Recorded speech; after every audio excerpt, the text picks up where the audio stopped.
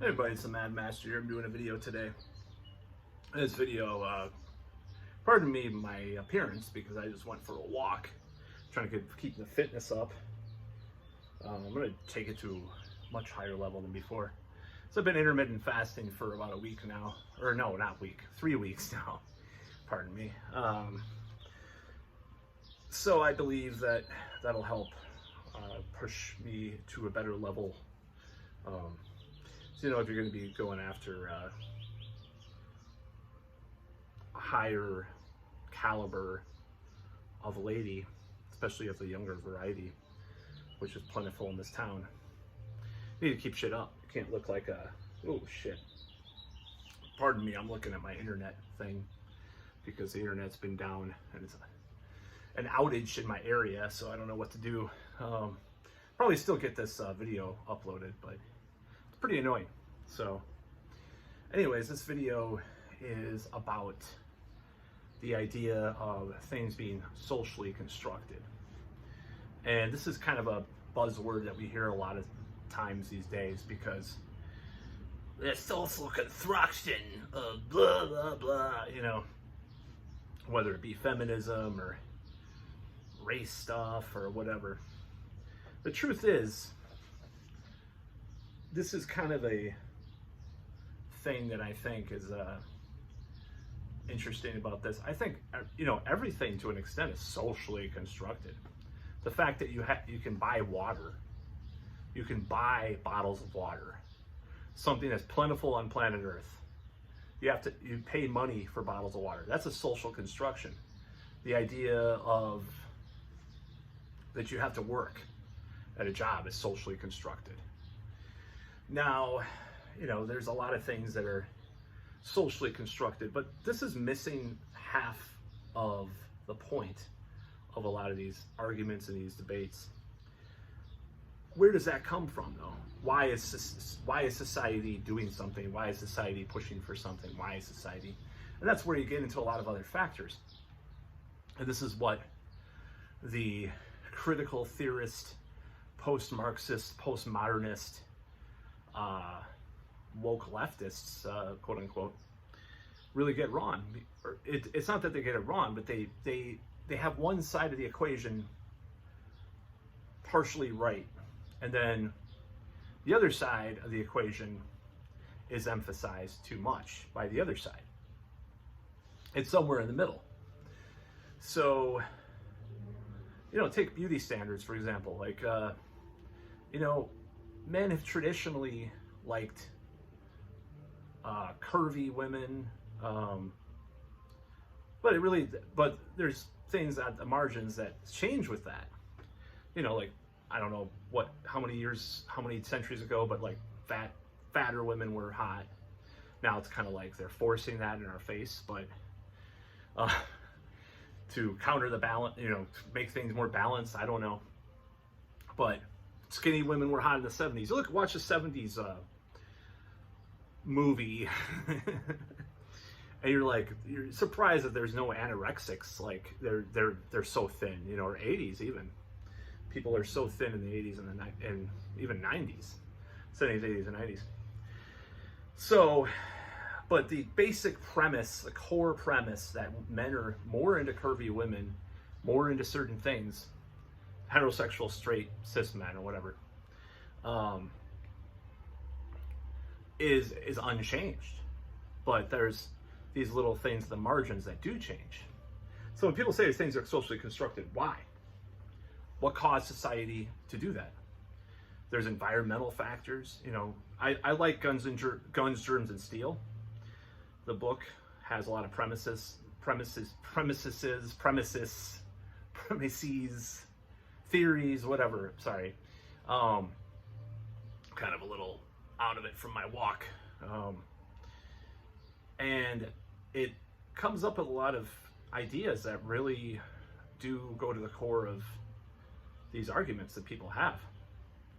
And that's something that people miss. I think people miss these things. They just want to attack. They just want to be political all the time and attack someone and don't want to try to go to the core of why things happen. There's a lot of debate right now about crime, what causes crime, one of the best things that ever happened for crime, in my opinion, is the correlation between lead, paint, lead substances in, industrial materials and crime. Because we have seen, even now, the right wing will like to say that crime has gone way up. It has gone up more so than, back when it was really high. But still, it still pales in comparison in many areas to where it was. Now, there are areas that are really bad too, that are just as bad as back in the day. But overall, it is still lower than it was. Now, that could change, and I'm willing to entertain the fact that it is not on a good trajectory. Let's just face facts. Now, what causes crimes? What causes crime? A lot of different issues. Now, you could argue, from a right-wing position that people are dependent on welfare, so there's, these cycles perpetuate themselves. There's a lot of arguments you can make. They're all right. They're all correct to some extent. The left and the right are correct. There are material conditions that contribute to crime. It's all correct. Both sides of the equation are correct. And that's what the whole thing about social constructionism is missing, is it makes everything about this dialectic between this oppressor class and everyone else. And that's the problem with it. It doesn't talk about other things. You have to have a holistic, as they call it, look at a lot of these things rather than this dualistic look at things. So that's what I mean by that. It's like gender is a social construct. The thing about gender being a social construct, and why defend your wanting to be a certain gender to in such an extreme way if it's just a social construct? Who cares, right? For people to say something's just a social construct means they're kind of dismissing it. To me, it's like, oh, it's just a social construct. People make that shit up. Isn't that kind of worse for people of various that want to be certain genders and stuff, saying it's all social construct? Isn't that kind of a contradiction between what you want things? If you're innately, let's say, trans, how can it be a social construct? See, these things don't add up to me, and that's why I haven't left the left, but I've been definitely questioning things more on the left, which is very easy to do nowadays. Like the new these new Disney films and stuff. I don't really see it as left versus right anymore though either, because I see the powers that be, the elites, co-opting these ideas and then taking certain things out conveniently. Like, for example, class politics. I've talked about this before.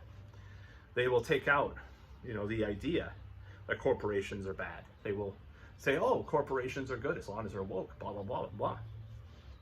The woke CIA thing.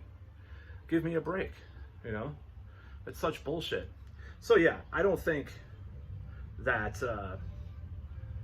we're having these discussions are just, they go nowhere, because people do not argue in the right way. They do not look at the different pieces and fit them together. And that's the problem,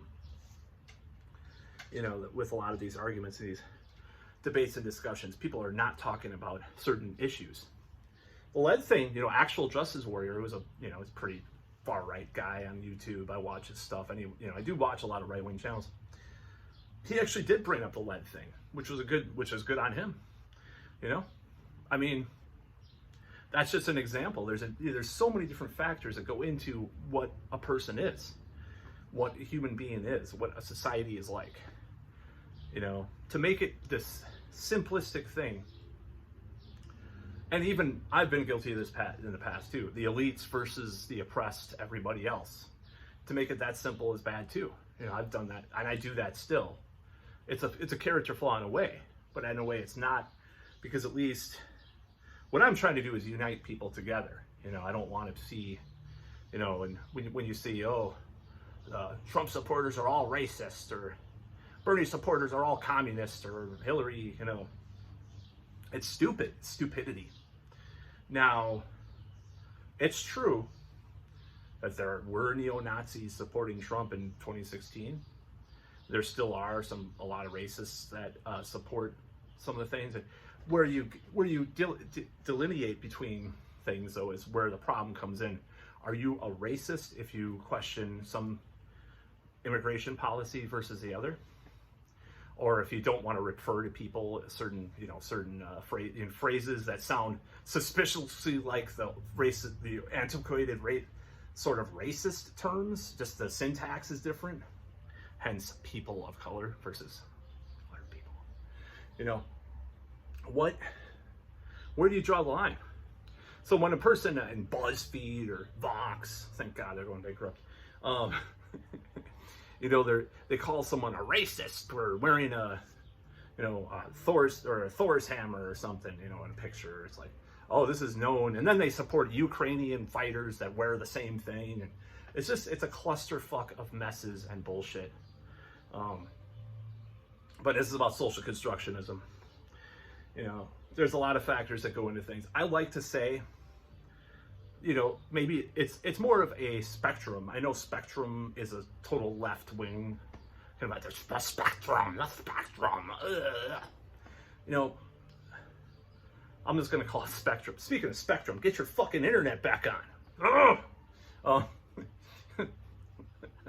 Speaking of spectrum, the spectrumization of things, at least at this point in our discussion, it's appropriate and necessary, especially with our discourse right now. Like, I see, like 2010, 2011, people were more into the ideas of spectrums. And now it's like, you're either with us or against us, each side, rather than talking about spectrums. I know I'm not talking about the autistic spectrum. That's more popular than ever, talking about that. But talking about spectrums is a necessary part of parsing out a lot of these ideas and thinking about, I'm just looking at my modem, the internet's down. I had a lot of stuff to do because I had some stuff I was going to do with my some of my projects online, so it really makes me mad, but I'm going to probably call right after this video is made. So I think that's the way to go, is to try to have nuance, try to have a way to calm these arguments down. Now, the business model of modern time, which is thankfully dying, might add. I'm just going to say, you see Vox, you see BuzzFeed, you see Vice all suffering economically right now, just totally going to shit. You're going to see some of the right-wing ones, too, eventually go to shit, too. I'd like for it to all die, because I don't mean all die, but I mean, I'd like to see a lot of it just go away, like some of the...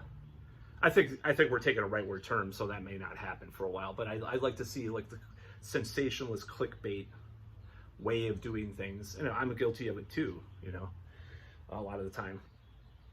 Go away, become more unfashionable, more unpopular, because it's gotten our discourse to be so stilted and simplified in a terrible way.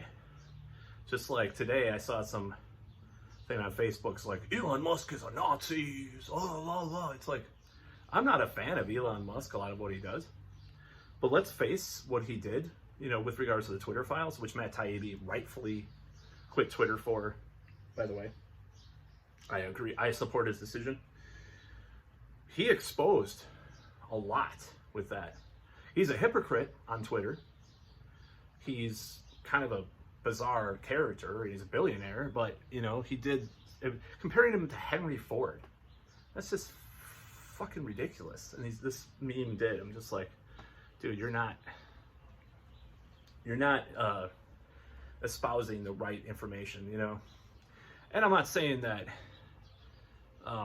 he shouldn't be criticized, but just these characterizations of people. And, I'm guilty of it as well. I talk about Bill Gates or Fauci or whoever. So, but I guess I'm guilty of it too. But, it's like, I'm a hypocrite. But I think, let's acknowledge good things that people did. Let's think of the positive and mention the negative. Have a nuanced opinion. Bill Gates, did he do anything good? I mean, it depends on what you mean by good, but maybe he funded literacy in some African countries. That's great, you know. Founded Microsoft. We use it on all our computers. That's great. But this other thing he's bad about. Fauci, well, I don't have a lot of good things to say about him nowadays because of all the hypocrisy and stuff. But all the lies. So, I don't know, you know. It's hard for me not to be a hypocrite myself about this stuff, but I just think this discourse has gotten so silly and ridiculous. You know, it's just like every day you read something, it's just like with the whole Trump thing and the RAPE trial. It's like there were accusers of Bill Clinton and Biden, but we have to, Trump probably did it because he's a pig. It's like, how do you know that not all three of them did it? Or maybe none of the three did it. You know, just because your political bias in your box and your stupid bubble makes you think that one way or the other. So it's really stupid and it's really disingenuous, our discourse that we have. But anyways, I got all totally off the subject. Social constructionism is a cancer on our society because not any of it's true. Some of it is true, but it is an oversimplification of things that have many different factors. You know, sex influences gender from a numerical statistical point of view. Maybe it's 60% or 70% of women, cis women, might have this trait, or 70% of cis men have this other trait. It's just the truth. Society reinforces it, you know, and maybe it emphasizes it more than other traits, or, you know, things, trade-offs and stuff like that. But to say social constructionism, things are socially constructed, everything's socially constructed, you know, on a, I was trying to think of the word, but I don't want to mispronounce any words, but, you know, I can type the words, but I can't always pronounce them. And I can, you know, read the words. But yeah, it's really stupid discourse that we have nowadays. And I think the social construction thing is just so stupid. It's like, just get things straight, you know. You could say things are partially socially constructed that don't matter as much, or something like that. Have a little more nuance about it. But when you say, that's socially constructed, you know, that's just a social construct. Marx rules. Go to the gulag. You know, that's all I got to say about that. That's about all.